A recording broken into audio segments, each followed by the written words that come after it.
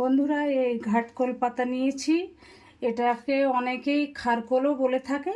এটা দিয়ে আমি একটা সুন্দর পাতা দিয়ে রেসিপি বানিয়ে দেখাবো। কড়াইতে জল দিয়ে দিচ্ছি। এই পাতাগুলোকে একটু ভাপিয়ে নেব। অনেক সময় চুলকানোর ভয় থাকে, সেই জন্য একটু ভাপ দিয়ে নিচ্ছি। একটা কড়াই বসিয়ে দিলাম। এবার দিয়ে দিচ্ছি রসুন আর 4টে কাঁচা লঙ্কা।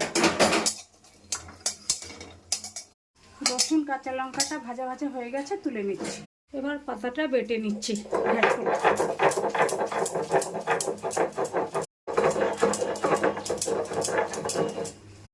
কড়াইতে সর্ষের তেল দিয়ে দিচ্ছি।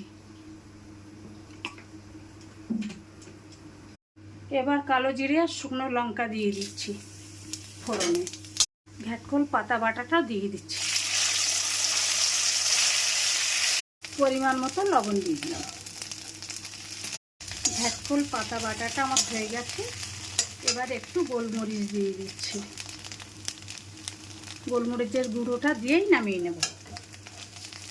আপনারা এইভাবে ঘাটকোল পাতা বেটে খাবেন বাড়িতে, দেখবেন অপূর্ব স্বাদ হয় খেতে।